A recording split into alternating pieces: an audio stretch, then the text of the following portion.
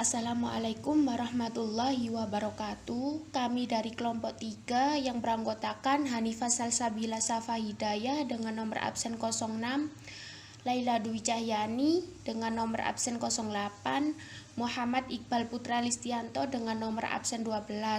Kami di sini akan mempresentasikan tentang strategi dakwah Sunan Giri. Latar belakang.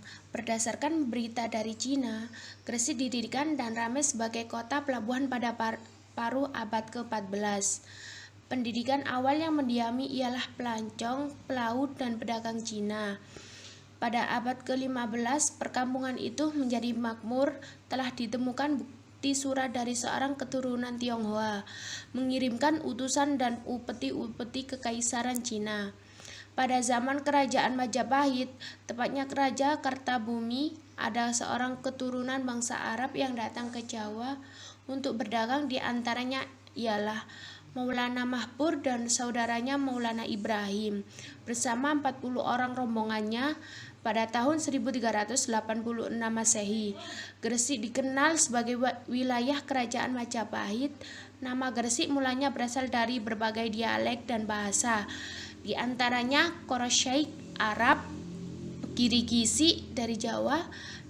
Dalam berita Cina, Gresik disebut Tesek Tesun Kersih, sedangkan orang Belanda menyebut Kirisce.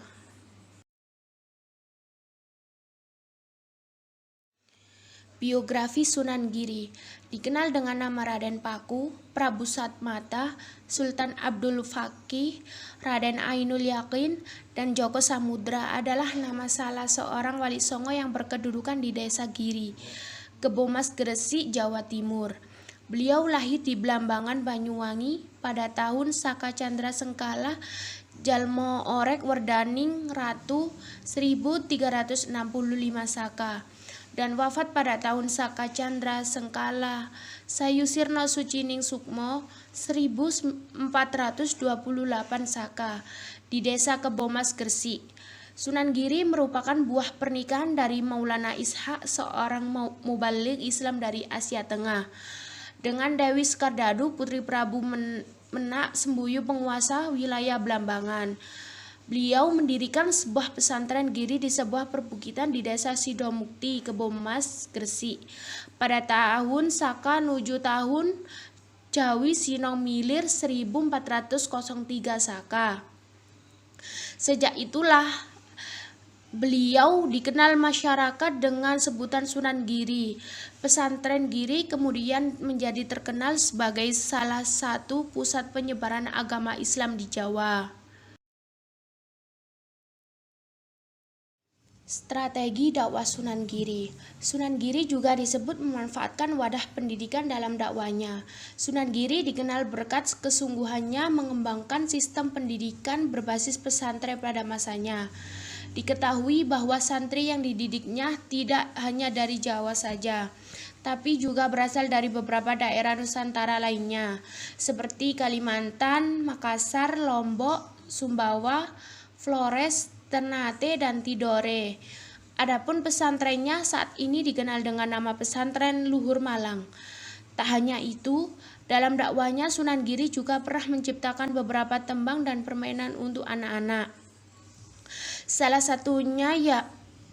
satu yang cukup dikenal adalah Cublek-Cublek Suwung.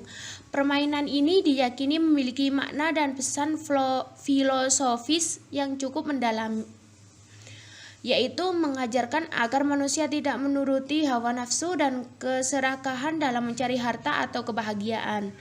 Namun, gunakan hati nurani dan tetap rendah hati agar harta atau kebahagiaan yang diperolehnya mengandung berkah untuk diri sendiri dan orang lain.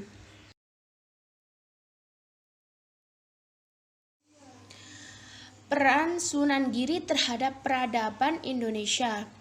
Keberadaan para sunan atau disebut wali songo memiliki peran penting dalam penyebaran ajaran Islam di Pulau Jawa. Dalam penyebaran Islam, mereka menggunakan berbagai cara, yakni kebudayaan, kesenian, dan pendidikan. Penyebaran Islam di Nusantara tidak lepas dari pengaruh pedagang dari berbagai negara, seperti Arab, Mesir, Persia, atau Iran, dan Gujarat atau India. Mereka selain datang untuk berdagang juga menyebarkan agama Islam. Bahkan mereka melakukan perkawinan dengan wanita pribumi dan memiliki keturunan. Itu membuat Islam berkembang dan menyebar di berbagai daerah di Nusantara. Salah satunya Tanah Jawa.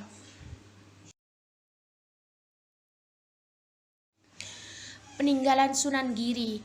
Yang pertama, Masjid Sunan Giri. Yang kedua, Giri Kedaton.